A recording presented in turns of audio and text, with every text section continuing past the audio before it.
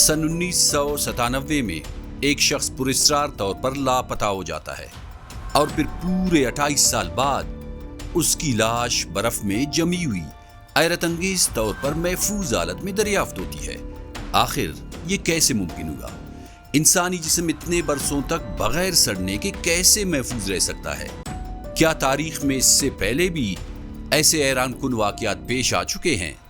ये सच, साइंस, फितरत और इंसानी तजस्सुस की एक चौंका देने वाली कहानी है जो आपको इस वीडियो में देखने को मिलेगी। कहानी कुछ यूं है। उमर खान, जो कोहिस्तान के इलाके पालिस से ताल्लुक रखता है और माल मवेशी पालने और फरोख्त करने का काम करते हैं, इन दिनों गर्मियों के सीजन में अपने चंद दोस्तों के साथ हस्बे मामूल लेदी वैली की तरफ रवाना हुए। ये इलाका कुदरती हुस्न, ग्लेशियर्स और बर्फपोश पहाड़ों के लिए मशहूर है। यहाँ की चोटियों पर साल भर बर्फ जमी रहती है और इंसानी आमद और रफ्त ना होने के बराबर है। लेकिन इस बार जब वो पहाड़ों की सैर के दौरान ग्लेशियर्स के करीब पहुंचे तो उनकी नजर एक ऐसी चीज पर पड़ी जिसने उन सब को हैरत में डाल दिया। बर्फ में जमी हुई एक लाश, एक पुरानी लाश। उमर खान ने बताया कि लाश बिल्कुल सही सलामत थी, कपड़े भी पटे हुए नहीं थे। जब उन्होंने तलाशी ली तो लाश की जेब से एक शिनाख्ती कार्ड बरामद हुआ जिस पर दर्ज था नसीरुद्दीन। ये खबर मकामी पुलिस तक पहुंची तो कवाई पुलिस के जिल्लई पुलिस अफीसर अमजद हुसैन ने तस्दीक की कि ये वाकया कोई नया नहीं बल्कि 28 साल पुराना है। उनके बकौल बज़ाहिर ऐसा लगता है कि ये शख्स उस वक्त एक ग्लेशियर में गिर गया था और वही जम कर रह गया। नसीरुद्दीन का ताल्लुक भी पालिस कोहिस्तान से था। जब वो लापता हुए तो उनके हमरा उनके छोटे भाई कसीरुद्दीन भी मौजूद थे। दरहकीकत ये दोनों भाई खानदानी दुश्मनी की वजह से अपने इलाके से हिजरत पर मजबूर हो चुके थे। एक खबर रसां इदारे से गुफ्तगू करते हुए कोहिस्तान पुलिस के रिटायर्ड एहलकार अब्दुल अजीज और दीगर मकामी अफराद ने इंकशाफ किया कि नसीरुद्दीन के खानदान की हिजरत की बुनियाद एक पुराना खानदानी सानेहा था। उनके मुताबिक नसीरुद्दीन के भाई गुरदेज और एक लड़की को मुबैना तौर पर गैरत के नाम पर कत्ल किया गया और यही वाकया इस खानदान के लिए खतरे की घंटी साबित हुआ। रिटायर्ड एहलकार अब्दुल अजीज के बकौल ये वो वक्त था जब पालिस जैसे इलाके तक पहुंचना बहुत मुश्किल था। वहां ज़राए मवासिलात ना होने के बराबर थे और अक्सर ऐसे वाकयात पुलिस तक पहुंच ही नहीं पाते थे। लोग भी इन्हें रिपोर्ट नहीं करते थे। उन्होंने बताया कि अगर मुतासिरा फरीक खुद मुकदमा दर्ज ना करवाता तो पुलिस के लिए तफ्तीश करना मुमकिन ना होती। ऐसे वाकयात की ज्यादातर मालूमात हमें जाती जराए से मिलती थी। उनका कहना था जब गुरदेज और लड़की की हलाकत की खबर सामने आई तो गुरदेज के वालिद बैराम ने कानून का सहारा लेने के बजाय खुद बदला लेने का ऐलान कर दिया। इस पर मुखालिफ फरीक ने जवाबी इकदाम के तौर पर बैराम और उनके बेटों नसीरुद्दीन और कसीरुद्दीन के खिलाफ मुकदमा दर्ज करवा दिया। कुछ अरसे बाद बैराम ने खुद को पुलिस के हवाले कर दिया और वो अदालत से बरी हो गए। लेकिन नसीरुद्दीन और कसीरुद्दीन गिरफ्तारी के खौफ से रूपोश हो गए। चंद साल बाद जब हालात कुछ बेहतर हुए तो बैराम के खानदान ने पालिस छोड़कर अलाई की तरफ हिजरत करने का फैसला किया। कसीरुद्दीन के मुताबिक वो 2023 तक इसी मुकदमे में मफरूर रहे और इसी साल उन्होंने खुद गिरफ्तारी दी। अदालत ने चंद माह में उन्हें बरी कर दिया। ताहम ये कभी मालूम ना हो सका कि नसीरुद्दीन के साथ असल में क्या हुआ। अब 28 साल बाद उनकी लाश की बरामदगी ने इस पुराने खानदानी सानेहे की एक नई कड़ी जोड़ दी है। एक ऐसा बाब जो वक्त की बर्फ में दफन हो चुका था मगर अब अचानक हमारे सामने आ खड़ा हुआ है। कसीरुद्दीन 28 साल पुराने वाक़े को याद करते हुए बताता है कि वो और नसीरुद्दीन खानदानी दुश्मनी के बायस अपने आबाई इलाके पालिस से नकल मकानी के बाद अलाई मुंतकिल हो चुके थे। वहाँ से वो कोहिस्तान की स्पेट वैली आए जहाँ से उन्होंने तिजारत के लिए घोड़े खरीदे। उन घोड़ों को वापस अलाई ले जाना था क्योंकि वहाँ उनकी बहुत तलब होती थी। अलाई से कोहिस्तान तक का रास्ता इंतहाई दुश्वार गुजार था जो साल के कई महीने बंद रहता। इसीलिए वो अक्सर गैर रिवायती और कम मालूम रास्तों का इस्तेमाल करते थे ताकि किसी दुश्मन के हमले या गिरफ्तारी से बचा जा सके। ये जून 1997 का वाकया है जब दोनों भाई स्पेट वैली से वापसी पर थे।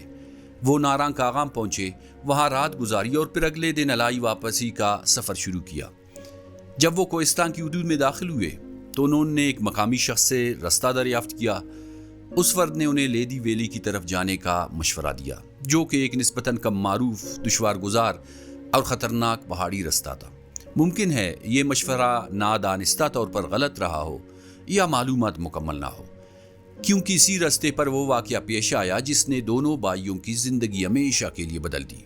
कसीरुद्दीन ने बताया कि उस दोपहर जब वो लेडी वैली की तरफ बुलंदियों पर पहुंचे तो नसीरुद्दीन घोड़े पर सवार थे जबकि वो खुद पैदल चल रहे थे। अचानक फायरिंग की आवाज़ सुनाई दी। कसीरुद्दीन को खदशा था कि ये फायरिंग उनके दुश्मनों की तरफ से थी, ताम इस दावे की आज़ादाना तस्दीक मुमकिन ना हो सकी और कोहिस्तान पुलिस को भी ऐसी कोई इत्तला मौसूल नहीं हुई। फायरिंग के बाद नसीरुद्दीन ने फौरी तौर पर एक बर्फ से ढके गार में पनाह ली। कसीरुद्दीन बताते हैं कि वो जब उस मकाम पर पहुंचे तो नसीरुद्दीन गायब थे। उन्होंने गार के अंदर झांका, कुछ फासले तक गए मगर वहां कुछ भी ना मिला। बाद में दीगर लोगों की मदद से उन्होंने कई दिनों तक तलाश जारी रखी मगर कामयाब नहीं हो सके। बिलाखिर खानदान के मशवरे से उन्होंने वही ग्लेशियर पर नसीरुद्दीन की गायबाना नमाज जनाजा अदा कर दी। अब एक अहम सवाल जहन में आता है कि नसीरुद्दीन की लाश कैसे महफूज रही। इसकी साइंसी वजाहत कामिस्ट यूनिवर्सिटी एबटाबाद के शोबे माहौलियात के सरबराह प्रोफेसर डॉक्टर मोहम्मद बिलाल ने की। उनका कहना था कि जब कोई जिस्म ग्लेशियर में दाखिल होता है तो वहाँ का शदीद सर्द दर्जे हरारत जिस्म को फौरी तौर पर मुंजमद कर देता है। ये अचानक जमा देने वाला अमल जिस्म को गलने सड़ने से बचा लेता है। साथ ही जिस्म में मौजूद कुदरती एंजाइम्स और बैक्टीरिया जो आम तौर पर टिश्यूज को खराब करते हैं वो सर्द माहौल में गैर फाल हो जाते हैं। डॉक्टर बिलाल के मुताबिक ग्लेशियर्स में ऑक्सीजन की मकदार बहुत कम होती है जिसकी वजह से ऐसे बैक्टीरिया जो ऑक्सीजन पर इन्हिसार करते हैं काम नहीं कर पाते। फिर वहाँ नमी की भी शदीद कमी होती है जो जिस्म के अंदर मौजूद पानी को खुश्क कर देती है। ये अमल मम्मीफिकेशन कहलाता है। यूं जिस्म कुदरती तौर पर सूख जाता है और तवील अरसे तक महफूज रहता है। दोस्तों, ये पहला मौका नहीं कि कोई लाश दिहाइयों बाद ग्लेशियर से बरामद होकर माजी के एक भूले बिसरे बाप को दोबारा जिंदा कर गई हो। दुनिया के कई हिस्सों में ऐसे वाकयात सामने आ चुके हैं जहां बर्फ ने इंसानों को ना सिर्फ महफूज रखा बल्कि वक्त की तारीख में समेट कर महफूज कर दिया। 1991 में इटली और ऑस्ट्रिया की सरहद पर वाकया एल्प्स पहाड़ों में जब ग्लेशियर पिघला तो एक इंसानी लाश सामने आई। बाद में उसे ओट्जी द आइसमैन का नाम दिया गया। तहकीकात से मालूम हुआ कि ये लाश तकरीबन 5300 साल पुरानी है और ये दुनिया की कुदरती तौर पर महफूज रहने वाली कदीम तरीन मम्मियों में से एक है। इस लाश के साथ उसके कपड़े, हथियार और यहाँ तक कि ओट्जी के जिस्म पर बने टैटू भी महफूज थे जो उस दौर की तहजीब, जिंदगी और एतिकादात पर रोशनी डालते हैं। इसी तरह माउंट एवरेस्ट पर जॉर्ज मेलरी की लाश 75 साल बाद बर्फ में से मिली। इसके अलावा इंडीज पहाड़ों में एनका सिविलाइजेशन के बच्चों की मम्मी शुदा लाशें मिली जो मजहबी रसूमात के तहत बर्फीले पहाड़ों पर छोड़े गए थे।